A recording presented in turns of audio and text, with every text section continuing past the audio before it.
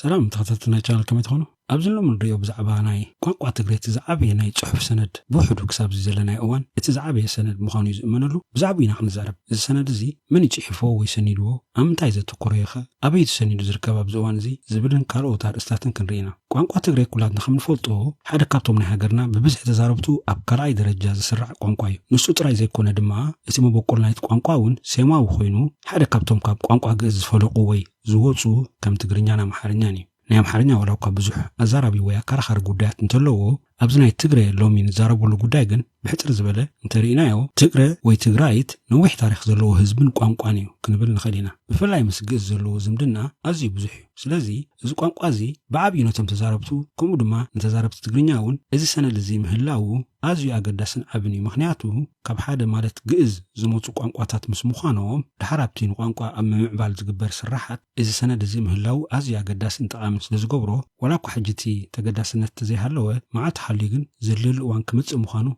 مقماتو كبيلة مثلا أبزلومي نزي زقربو زلو خط حستو نخقرب زدرخان انتايو حدا أرتكل أب ريدسي بيكنز بالويب سايت بإزرا موسى ودوم ممهر موسى أروني مثلني بزح رقص أني أكون كل ناس قد يعملكيتو زتصحفة صحف يرقمو بتحستو بتعمي سلسة قدسكي نزي مدب قربو سينة أبزنتايو أنا نتعود خيلا وي سفلت أنا قرس لزولو كوي نقل زي كونه بوحدو كمز أمثال عب تاريخ سندن كمزولو اتسرهز بيخون ولاون اتزقدس كولتو تبوغي كابزبل حساب تبقيسي أبزخ قربو سينة مالتيو سلازي تسفاي قبرا قدس خوي نخترخبو كلمي جن إزي سبسكرايب قبرو نايم بالمزخاخري تبوغ تيتري إلو سلزولو المزخاخر أبز channel زقرب بدبات كابتوم زعزوبو توم سماناي شو عتن ميتاوت سبسكرايب زي قبوريوم مالت بوحدو قرب 5 وي 4 سوسا بيلون تزخون دحان مخونه سماناي شو عتن ميتاوت بعسر سميتاوت جن قرب ولا فتحاونا مخان زاكل سبسكرايب انتقبركم تبوي بابيو لايك كومنت شير تقيركم مرماز بلا تأيو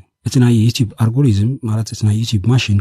كوميوز سمعناه نحن داخم وبزح له مور عدل له مالتي نبت أرسلنا الغيب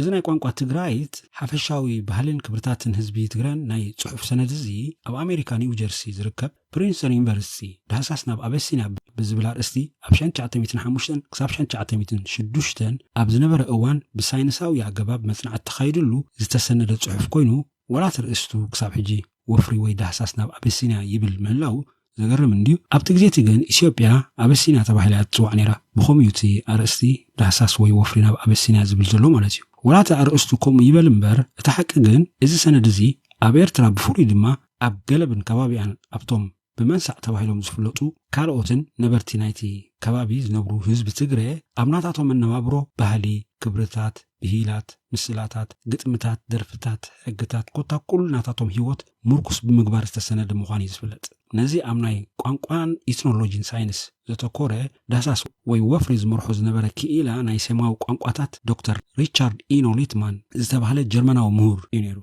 إذا سبزي أبزنسو زنطفلو زنبرا عودي أزيو فلط زنبرا مهور كوينو بزي كازناي تقرأ سراح سرحو سرحات أبتناي تقرأي مالت أكسوم بزسرحو سرحاتون فلط زنبرا مهور ناي سيماو قوانقواتاتن إثنولوجين إنيرو نتي بروجكت ناي برينستون يونيفرسيتي مولو دما روبرت غارت زتبهال حدا تراست نايتي يونيفرسيتي مخانيو أب مزاقب تسفيرو زركب أبزنا زي عبي سند زيناي قوانقوا تقرايتن هزبي تقرن نمسنا دستقبر سراح حدا أزيو زقرم تراجيدي مالت زحزن مدمدم تازلو وزانتالو كرمنا ومخاريقن بخميو زي عبي سند زي كدالو كيلو زبل كنريعينا عبي خبل كبالوخو أبزي كنا تقرولو زلنا انتايو حدا اتي جيزي كونكولو نز سند زي نمدلاو كدم 120 عامتا بيليوتي سراح زي جمر زلو كم تقديم زبلكو أبشان تعتميتن حاموشتن كساب شان تعتميتن شدوشن يونيالو تيزي أبز حجي بتجزيتي كناتنا إيرترا ترينايو مجمرة مجزأتنا الطليان أب إيرترا أجارو مليو زسفح في حلو زنبر أواني كلايد ما تدرج نقحتنا هزبناون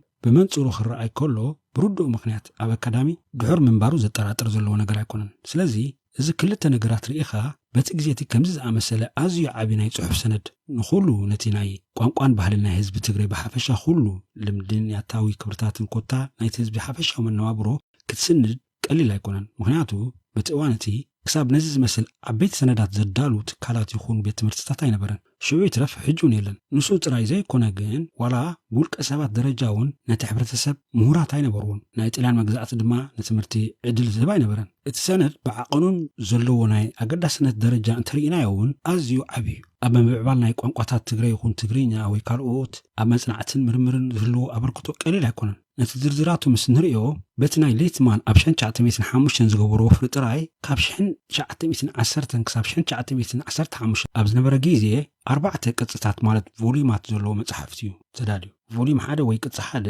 ብቋንቋ ትግርኛ ዝተጻሕፈ ኮይኑ ናይቲ ህዝቢ ዝተፈላለዩ ዛንታታት ልምድታት ሕግታት ወዘተ ዝኣመሰሉ ዘጠቓልል ክኾን ከሎ ኣስታት 300 ገጻት ዝሓዘ እዩ ቮሊም ወይ ቅጽ 2 ናይ ቮሊም ሓደ ናብ እንግሊሽ ትርጉምን ካልኦት መዘኻኸሪታትን ዝሓዘ ክኾን ከሎ ኣስታት 360 ኣቢሉ ዝበጽሕ ገጻት ዘለዎ መጽሓፍ እዩ ቮሊም 3 ወይ ቅጽ 3 ድማ ዝተፈላለዩ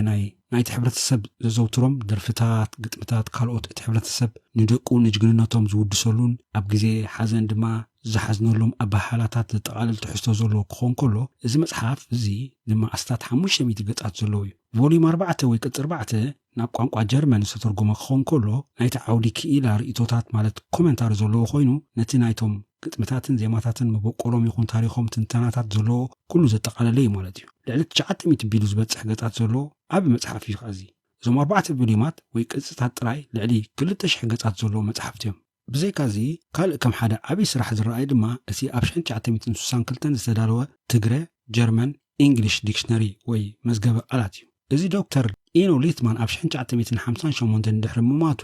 በታናቱ ተሓጋጋዚ ዝነበረት ማርያ ሆፍነር ተዳሊ ወይ ተጻፊፉ ዝወፀ ስራሕ እዩ ነይሩ እዚ ልዕሊ 740 ገጻት ዝሓዘ መዝገበ ቃላት ክኾን ከሎ እቲ ኣዝዩ ኣገዳሲ ሰነድ ናይ ቋንቋ ትግረ ካብዚ ናይ ሊትማን ስራሕ ዝተረኽበ ንባዕሉ ዓብዪ ሰነድ እዩ ክበሃል ዝከኣል ንኹሉ ብኣጠቓላሊ ምስ ንሪኦ ኣቃሊልካ ዘይርአ ዓብዪ ስራሕ ከም ዝተሰርሐ ዘከራኽር ነገር ኣይኮነን እቲ ዓብዪ ስራሕ ነዚ ቀዲምና ዝረኣናዮ ዝመስል ኮይኑ እሞ ብኸመይ ተዳልዩ ንዝብል እዚ ሓደ ምሁር ጀርመናዊ ካብ ኣሜሪካ ድዩ ወይ ካብ ጀርመን መፂኡ ነዚ ዝመስል ዓብዪ ሰነድ ናይዚ ቋንቋ ትግራይ ተዛራቢ ህዝቢ ብኸመይ ከዳሉ ክኢሉ ዝብል ሕቶ ክመፀካ ንቡር ይመስለኒ ሓቂኡ ኣብ ገለብ ብናይ ሽወደን ሚስዮናውያን ዝተኸፍተ ሓንቲ ሓዳሪት ማለት ከም ቦርዲን ቤት ትምህርቲ ከም ዝነበረት ይፍለጥ እዩ እዚ ግን ነዚ ሰነድ እዚ ከዳሉ ዝኽእል ዓቕሚ ዝነበሮ ቤት ትምህርቲ ይነበረን ኣብዚ ሕጂ ብመሰረት ናይቲ ዛንታ ብኣፍ ዝንገርን ኣብ ዝተፈላለዩ ጽሑፋትን ከም ዝግለጽ እቲ ነዚ መጽናዕቲ ከካይድ ዝመፀ ሰብ ዶክተር ሪቻርድ ኢኖ ሊትማን ማለት እዩ ነቲ መጽናዕቱን ምጅማር ብቐጥታ ናብ ገለብ ይወሪዱ ምስቶም ኣብኡ ዝነበሩ ናይ ሽወደን ሚስዮናውያን ድሕሪ ምዝርራቡ እቶም ሚስዮናውያን ነቲ ስርሑ ክሕግዞ ዝኽእል ሓደ ሰብ እዮም ካብቲ ቤት ትምህርቲ ተምሃራይ ዝነበረ ሰብ ዘተሓሕዝዎ እዚ ሰብ እዚ በቲ ዝነበሮ ብልሕን ናይ ምዝካር ክእለትን ኣዝዩ ፍሉይ ትዕድልቲ ዝነበሮ ሰብ እዩ ነይሩ እቲ ሰብ እቲ ነፋዕ ውድ ኡትማን እዩ ዝበሃል ነይሩ ወላ እኳ ኣብቲ ኣሕዳሪት ቤት ትምህርቲ ዝተምሃረ እምበር ኣብ ቋንቋ ናይ ትግራይትን ካልእ ኩሉ ባህልን ልምድን ናይቲ ህዝቡ ግን ፍልጠትን ብቕዓትን መዳርግቲ ዘይነበሮ ሰብ እዩ ነይሩ ስለዚ ነዚ ዓብ ሰነድ ናይ ትግሬ ኣብ ምድላው እቲ ምስጢር ብቕዓት ናይ ነፋዕ እዩ ነይሩ ተባሂሉ እዩ ኣብዚ ሕጂ እዋን ዝእመን ወላ እኳ ክሳብ እዋን እዚ ወግዓዊ ዝኾነ ኣፍልጦ ኣይወሃቦ ከመይ ንዝብል ምክንያቱ ኣብቲ ዶክተር ኢኖ ሊትማን ኣብ ኤርትራ ኮይኑ ዝሰርሓሉ ዝነበረ እዋን ነፋዕ እዩ ኣብ ጎኑ ኮይኑ ዝተሓጋገዞ ነይሩ ምትሕጋዝ ጥራይ ዘይኮነ ኣብ ሰነድ ተዳልዩ ዘሎ ኩሉ ዓይነት ኣርእስታት ነፋዕ ጽቡቕ ኣፍልጦ ዝነበሮ ሰብ ከም ዝነበረ ኩሉ ዝፈልጦ ሓቂ ነይሩ ዶክተር ኢኖ ሊትማን ነቲ ዘድልዮ ዝነበረ ኩሉ ሓበሬታታት ዲዋላዳታት ኣኪቡ ናብ ጀርመን ምስ ተመልሰ ድሕሪ ገለ እዋናት ንነፋዕ እውን ንጀርመን ወሲድዎ ነይሩ እዩ ንኣስታት 2 ዓመታት ምስኡ ኣብ ጀርመን እውን ከም ዝሰርሐ እዩ ዝፍለጥ ኣብቲ ሓበሬታታትን ዳታታትን ምእካብ ጥራይ ዘይኮነ ክሳብ እቲ 4 ቅጽታት ወይ ቮሊማትን ብኣጠቓላሊ ልዕሊ 2000 ገጻት ዘለዎ ናይቲ ተዛራቢ ቋንቋ ትግራይ ዝኾነ ህዝቢ ጽንጽዋያት ግጥምታት ምስላታት ወዘተታት ዝኣመሰሉ ሰነድ ኣብ ምጽፋፍ እውን ሰሪሕ እዩ ኣብዚ ሕጂ ብሰንኪቲ ናትና ወይ ናይ ሃገርና ድኻም ብዙሕ ርጉጽ ስኑድ ዝኾነ ጽሑፍ የለን ብዙኾነ መዕቀኒ እንተሪኢኻ ድማ እቲ ጉዳይ ሳይንሳዊ ምጽፋፍ ዘድልዮ እንተዘይኮይኑ ካብዚ ሓቂ እዚ ብዙሕ ዝርሕቕ ይመስለኒ እቲ ነገር ግን እንታይ እዩ ናይ ብሓቂ ናተይ ስራሕ እዩ ወይ ኣብዚ ኣበርክቶ ነይረኒ ክትብል እንተኾንካ ብሳይንሳዊ መገዲ ክተረጋግጾ ኣለካ ነዚ ክትገብር እንተኾንካ ድማ ዓቕምን ድሌት እንተዘይኮይኑ ዘይከኣል ኣይኮነን ምክንያቱ እቲ ስራሕ ተመሊስካ ክትሪኦ ትኽእል ኢኻ ብኸመይ ተዳልዩ እንታይ ነይሩ እቲ ሜቶዶሎጂ ወይ ዝተኸተሎ ገባብ ተመሊስካ ክምርመር ይከኣል እዩ ኣብኡ ናይ ነፍዕ ኣበርክቶ እንታይ ነይሩ ክርከብ ይከኣል መስለኒ ተዘይሃልዩ ስለምንታይ እንታይ ዳ ይገብር ነይሩ ንኽልተ ዓመታት ዳኣክል ግዜ ኣብ ጀርመን ወይ ካልኦት ከምዚኦም ዝኣመሰሉ ስራሓት ናይ ሊትማን ብኸመይ ተዳልዮም ክትሪኦም ትኽእል ኢኻ ብድሕሪ እዚ እቲ ኩሉ ዘይበርሐ ነገር ክበርህ እዩ ማለት እዩ ኣብ መወዳእታ ነፋዕ እቲ ዝግብኦ ኣፍልጦ ክረክብ ይኽእል እምበር ኣብዚ ዘሎ ሕጂ ኣበርክትኡ ኣይተመስከረሉን ወይ ብግቡእ ኣይተገልጸሉን ዘሎ እቲ ታሪክ ድማ በዚ ዘሎ ክቐጽል ቁኑዕ ኣይኮነን ካብዚ ቀፂልና ናብ ነፋዕ ወድ ዑጥማን ንኸይድ እዚ ኣብ እዋኑ መዳርግቲ ዘይነበሮ ሊቕ ናይ ቋንቋ ትግራይ ዝነበረ ሰብ መን ንረኣዮ ኣብዚ ሕጂ ንዛንታ ሙሉእ ዘይገብሮ ነገራት ኣሎ ምክንያቱ ብግቡእ ተጸኒዑ ሙሉእ ስእሊ ክህብ ዝኽእል ዝተማልአ ታሪክ ናይዚ ኣብ ቋንቋ ትግራይ ዓበ ኣበርክቶ ዝገበረ ሰብ የለን እቲ ዘሎ ቁርፅራፅ ካብ ገለ ጽሑፋትን ናይ ኣፍ ዛንታታት ዝተኣኻኸበ እዩ ዘሎ ምናልባት ሓደ መዓልቲ ብግቡእ ተጸኒዑ እቲ ሙሉእ ታሪክ ናይዚ በዓል ውዕለት ህዝቢ ትግራይ ክንገርን ክስነድን ተስፋ ንገብር ነቲ ክሳብ ሕጂ ዘሎ ምስ እንሪኦ ግን ከምዚ ስዕብ እዩ ዝመስል ነዚ ቀፂሉ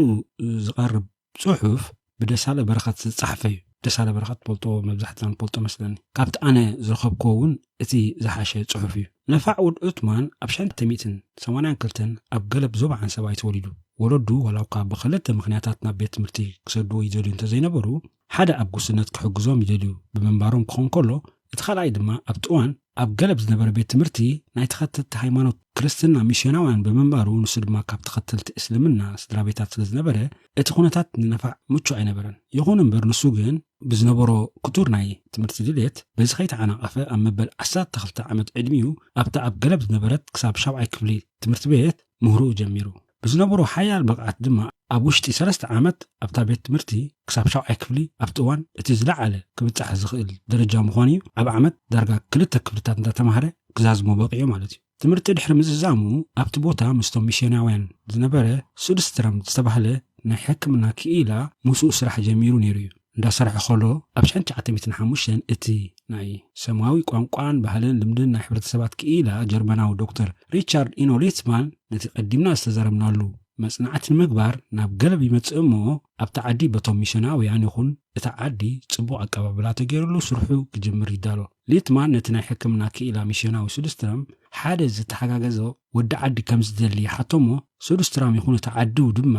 ንበቕዓትን ኣፍልጦን ናይ ነፋዕ ወድ ዑጥማን ስለ ዝፈልጡ እዚ ሰብ እዚ ክተሓጋገዘካ እዩ ብምባል ንነፋዕ ምስ ሊትማን ይራኽቦ በዚ መገዲ ድማ ከም ተሓጋጋዚ ንሊትማን ተባሂሉ ናብቲ ስራሕ ዝኣትዉ ማለት እዩ እቲ ስራሕ ግን ቀሊል ኣይነበረን በቲ ግዜ እቲ ምስ ኩሉ ሕፅረታት ናይ መጓዓዝያ ናብ ኩሉ ናብቲ ከባቢ ዝነበረ ዓድታት እንዳኸድካ ነቲ ኩሉ ናይቲ ቋንቋ ባህሊ ልምዲ ብሂላት ምስላታት ጥንፅዋያታት ወዘተ ክትእክቦ እሞ ድማ ወፃእተኛ ኮንካ እቲ ስራሕ ክሳብ ክንደይ ክብደት ከም ዝነበሮ ንምግማቱ ዘጸግም ኣይኮነን ይኹን እምበር ሊትማን ብሓገዝ ናይ ነፋዕ ወድ ዑጥማን ነቲ ስርሑ ኣብ ውሽጢ ካብ 6 ኣዋርሕ ዘይበዝሕ ግዜ ዛዚሙ ናብ ዓዱ ጀርመን ተመልሰ ሊትማን ምስ ነፋዕ ይፈላለየሉ ኣብ ዝነበረሉ እዋን ንስኻ ኣዝኻ ሓያልን ተስፋ ዘለካን መንእሰይ ኢኻ ንዓይ ድማ እቲ ዘድልየኒ ዘበለ ሓገዝ ኩሉ ጌርካ ኣለኻ ድሕሪ ምባሉ ኣነ ክሕግዘካ ዝኽእል ነገር እንተሎ ንገረኒ ዝከኣለኒ ዘበለ ኩሉ ክገብረልካ ኢሉ ይሓቶ ናይ ነፋዕ ክቱር ድሌት ድማ ትምህርቲ ብዝለዓለ ንምቕጻል ብምንባሩ ብዙሕ ዝብለካ ነገር ይብለይን ዝከኣል እንተኾይኑ ግን ኣብቲ ዓድኹም ከይደ እንተዝመሃር ክንዲ ብዙሕ ምራእኽዎ ነይረ ይብሎ ሊትማን በቲ ናይ ነፋዕ ናይ ትምህርቲ ህንጡይነት እንዳተገረመ ሓደ መዓልቲ ጆኻ ሕልምኻ ክገደልካ ይብሎ ይኹን እምበር ንሓደ ዓመትን 6 ወርሕን ዝኣክል ግዜ ዝኾነ መልሲ ካብ ሊትማን ከይረኸበ ሓለፈ ነፋዕ ብቓል ናይ ሊትማን እንዳተጠራጠረ ይጽበ ነበረ ሓደ መዓልቲ ግን ንነፋዕ ናብቲ ንሊትማን ዘፋለጦ ሰብ ማለት ሱድስትረም ናይ ቴሌግራም መልእኽቲ ንኤውሮጳ ማለት ንሽወደን ክትመጽእ ከለኻ ዝገበርካ ጌርካ ንነፋዕ ሒዝካዮ ምጻእ ዝብል መልእኽቲ ካብ ሊትማን መጾ እቲ እዋን ድማ ናይ ጣልያን ጭቆና ኩሉ ዝፈልጦ እዩ እሞ ነዚ ጸሊም ናብ ኤውሮጳ ንኽምሃር ክፍቕዱሉ ድዮም ብኸመይ ኣስሊጦሞ ነቲ ናይ መገሻ ጉዳይ ዝፍለጥ ነገር የለን ይኹን እምበር ነፋዕ ምስ ሱድስትረም ኣብ 1907 ኣብ ስዊድን እዩ ተራእዩ ሃገረ ሽወደን ኣትዩ ማለት እዩ ነዚ ዜና ዝሰምዐ ሊትማን ናብ ስዊድን ብምኻድ እዩ ነቲ ዝፈትዎ መሳርሕቱ ወይ ተሓጋጋዚኡ ዝነበረ ክቕበሎ ኸይዱ ማለት እዩ ድሕሪዚ ናብ ጀርመን ምስኡ ወሲድዎ ኣብ ጀርመን ንኽልተ ዓመታት ማለት 1907 ክሳብ 1908 ብሓደ ሰሪሖም ኣብዚ እዋን እዚኦም ድማ እቶም ቀዲምና ዝተዘረብናሎም መጽሓፍቲ ናይ ትግሬ እቲ ግቡእ መልክዖም ዝሕዙ ማለት እዩ እዘን 2 ዓመታት እዚኣተን ወርቃዊ ግዜ ኣብ ታሪኽን ምዕባለን ቋንቋ ትግሬ ተባሂለን ክግለጻ ዝኽእላ እየን ብምባል እዩ ደሳለ በረኸት ነቲ ኣብቲ እዋን እቲ ዝተሰርሐ ስራሕ ዘለዎ ድናቆት ዝገልጽ ውፅኢት ናይ ስራሕ እዚ ድማ ከምቲ ኣብ ላዕሊ ዝተገልጸ እተን 4 ቅጽታት ማለት ቮሊማት ናይ ቋንቋ ትግሬ ኩም ኮይነን ብዓብዩ ሓገዝ ናይ ነፋዕ ወድ ዑጥማን ድማ ነባሪ ታሪኽን ዝኹርዕን ውርሻ ንኹሉ ተዛራቢ ትግራይት ኣብ ዝዋን ኮይኑሎ ማለት እዩ ነፋዕ ንኽልተ ዓመታት ዝኣክል ግዜ ኣብ ጀርመን ድሕሪ ምጽንሑ ብዘይካቲ ምስ ሊትማን ዝሰርሖ ዝነበረ ስራሓት ገለ ቋንቋታቱን ከም ዝተማሃረ እዩ ዝግለጽ ቅድሚኡ እንተኾነ ኣብ ዓዲ ከሎ ዝተፈላለዩ ቋንቋታት ይመልኽ ምንባሩ እዩ ዝዝንቶ ድሕሪ ናይ ጀርመን ጻኒሒቱ ነፋዕ ዓዱ ስድራ ቤቱ ከም ዝናፈቐ እሞ ክምለስ ከም ዝደሊ እዩ ንሊትማን ዝሕብሮ ሊትማን እውን እንተኾነ ነዚ ኣዝዩ ዝፈትዎ ዝነበረ መሳርሕቱ ክቆጥዑ ይደሊ ነበረን ብሕቶ ናይ ነፋዕ መሰረት ድማ ናብ ዓዱ ንምምላስ ካብ ጀርመን ብባቡር ገይሩ ናብ ናፖሊ ዓዲ ጣልያን የምርሕ ብዕለት 13 ሚያዝያ ናይ 1909 ድማ ብመርከብ ካብ ናፖሊ ሲሲልያ ማለት እዩ ናብ ባጽዕ ከም ዝተበገሰ እዩ ዝግለጽ ነዚ መረጋገጺ ካብ ሊትማን ናይ ቴሌግራም መልእኽቲ ናብ ሱሉስትረም እቲ ሚስዮናዊ ናይ ሕክምና ክኢላ ኣብ ገለብ ዝነበረ ነቲ ናይ ሊትማን መልእኽቲ በፂሕዎ እዩ በዛ ሓበሬታ እዚ መሰረት ስድራ ቤቱ ይኹኑ ቤተሰቡ ደቂ ዓዱ ኮታ ኩሉ ህዝቢ ናይ ገለብን ከባቢያን እቲ ዝኸርዕሉ ምሁር ናይ ዓዶም ኣብ ኤውሮጳ ንልዕሊ 2 ዓመታት ድሕሪ ምጽናሕ ናብ ዓዶም ይምለስ ምህላው ዝህልዎም ህንጽይነት ንምግማቱ ዘጸግም ኣይመስለንን እታ መርከብ ናብ ባጽዕ ተኣትወሉ ዕለት ምስ ኣኸለ ድማ ኩሎም ስድራ ቤቱን ቤተሰቡን ከምኡ ድማ እቶም መንእስያት ተምሃሮ ናይታ ንሱ ዝመሃረላ ሓዳሪት ቤት ትምህርቲ ናይቶም ሚስዮናውያን ኣብ ገለብ ብሓባር ኩሎም ባህላዊ ናይ ሓጎስ ዘንጸባርቕ መሳርሒታቶም ሒዞም ብሓጎስ እንዳዘለሉ እንዳዓለሉ ንወዶም ሓወምን ንምቕባል ባጽዕ ተራዩ መርከብ ድሕሪ ናይ መዓልታት ጉዕዞኣ ኣብ ወደብ ባጽዕ ዕረፈት ኩሉ ተሳፋራይ ክወርድ ጀሚሩ ሓደ ድሕሪ ሓደ ኩሉ ጻዕዳ ተዘይኮይኑ ጸሊም ሓበሻ ካብታ መርከብ ክወርድ እንተትጸበኻ የለን ቅበጽ ኮይኑ ነፋዕ ጅግና ናይ ቋንቋ ትግረ ዕድል ኣይገበረን ክመሃር ኢሉ ናብ ኤውሮጳ ምስ ከደ ናብታ ብሃንቆታት ጽበየ ዝነበረት ዓዱ ኣይተመልሰን እቶም ጽበይዎ ዝነበሩ ስድራ ቤቱ ዝረኸብዎ ነገር እንተነይሩ ባልጅኡ ምርኩስ ናቱ ባርኔጥኡ ከምኡን ገለ መጽሓፍ ተዘይኮይኑ ካልእ ወላ ሓንቲ ነበረን በቲ እዋን እቲ ናይ መግዛእቲ ናይ ጣልያን ድማ ምስ ምንባሩ መን እዩ ክግደሰልካ እዚ ኩሉ ዝኣክል ዓብ ስራሕ ዘበርከተ ነፋዕ እቲ ናቱ መወዳእታ ኣዝዩ ልብኻ ብዝሰብር ትራጀዲ እዩ ተዛዚሙ ነዚ ሕማቕ ኣጋጣሚ ናይ ነፋዕ ሃለዋት ምጥፋእ ዶክተር ኢኖ ሊትማን ምስ ሰምዐ ን3 ወርሒ ዝኣክል ግዜ ከም ዝሓዘነ እዩ ዝንገር ኣብ ልዕሊ ናይ ነፋዕ ብልሕን ክእለትን ዝነበሮ ኣድናቆት ዓብ ከም ዝነበረ ድማ ኩሉ ዝምስክሮ እዩ ንሱ ክገልጾ ከሎ ንነፋዕ ማለት እዩ ሊትማን ኤማን ዊዝ ኤክስትራኦርዲናሪ ሜሞራይዜሽን ታለንት ብምባል እዩ ዝገልጾ ነይሩ ማለት በቃ ፍሉይ ናይ ምዝካር ክእለት ዝነበሮ ጂነስ እዩ ማለት እዩ ክሳብ ሎሚ እንታይ ኣጋጢሞ ዝፈልጥ ዝኾነ ይኹን ሰብ የለን ብዘይካ ሓደ እግዚኣብሔር ተዘይኮይኑ እንታይ ኮን ኣጋጢሞ ይኸውን ንዝብል እቲ ዝኾነ ይኹን ጭብጥታት ዘይብሉ ዝዝረብ ዘረባታት ብዙሕ እዩ ብዘይካ ካብ ናይ ባዕላዊ ግምታት ዝሓልፍ ስለዘይኮነ ድማ ኣብዚ ክንዛረበሉ ይኮናን እቲ ጉዳይ ግን ሕጂ እዚ ዓይነት ስራሕ ንዘበርከተ ሰብ እቲ ብዓብዪ እውን ነቲ ናቱ ኣበርክቶን ስራሕን ብግቡእ ኣጽኒዕካ ኣፍልጦ ንኽወሃቦ ኣብ ቅድሚ ኩሉ ዜጋ በዚ ጉዳይ ይግደስ ወይ ኣፍልጦሎ ንዝብል ተገቲሩ ዘሎ ስራሕ እዩ ማለት እዩ ነቲ ናቱ ኣማውታውን ዕድላት እንተሎ እንታይ ኣጋጢሞ ኣበይን መዓስን ስለምንታይ ዝብሉ ሕቶታት መልሲ ክርከበሎም እንተዝከኣል ነቲ ዛንታ ኣዝዩ ጽቡቕ ምኾነ ብዓብዩ ኸዓ እቶም ቤተሰቡ ነዚ ዛንታ ምዕረፍ ምረኸብሉ ቴድሮስ ምሕረቱ ዝተባሃለ ሓደ ኣብ ስዊድን ዝቕመጥ ኤርትራዊ ብዛዕባ ዮሃንስ ኮልሞዲን መጽናዕቲ ይገብረሉ ኣብ ዝነበረ ኣጋጣሚ ብዛዕባ ነዚ ናይ ነፋዕ ጉዳይ ዝምልከት እቲ ኣብቲ እዋን ኣብ ባጽዕ ዝነበረ ሓላፊ ናይ ፖሊስ ነፋዕ ኣብዛ መርከብ ክመጽእ ነይርዎ ይኹን እምበር ኣይመጽን ተባሂሉ ምስተሓተተ ወፈሊጥና ኣለና እንታይ እዩ ኣጋጢሞ ክንምርምሮ ኢና ኢሉ ከም ዝነበረ ካብቲ ጽሑፋት ኮልሞዲን ከም ዝረኸበ እዩ ዝሕብር ስለዚ ካብዝን ካልእን ከምዚኣታቶም ዝኣመሰሉ ሓበሬታታት ተበጊስካ መጽናዕቲ ብምክያድ ነቲ ናይ ነፋዕ ሕማቕ ኣጋጣሚ ምርኣይ ከድልዩ ማለት እዩ ኣብ መወዳእታ እዚ ናይ ቋንቋ ትግረ ናይ ጽሑፍ ሰነድ እዚ ንመጀመርያ ኣብ ሆላንድ ንሕትመት በቂዑ ካብ ኣብ ዝዋን ዳርጋ ስታት ልዕሊ 110 ዓመት ዝገበረ ሰነዳት ኮይኑ ኣብ ዝተፈላለዩ ዓበይቲ ዩኒቨርሲታት ከም በዓል ፕሪንስተን ቶሮንቶ ካልኦትን ነቶም በዛ ዓውዲ ዝግደሱ ንመጽናዕትን ምርምርን ተሰኒዱ ይርከብ ናይ ግድን ኣብ ኤርትራ ይኹን ኣብ ኢትዮጵያውን ክህሉ ማለት እዩ ብርዶ ምክንያት ማለት እዩ ሶን ሎሚ ዝበልኮ እዚ እዩ ዝመስል ነይሩ ስለዚ ተኸታተልኩምኒ ብልቢ ዘመስግን ነዚ ትሕዝቶ እንተፈቲኹሞ ላይክ ሼር ተገርኩሞ ጽቡቕ እዩ ቻው ኣብ ቀጻሊ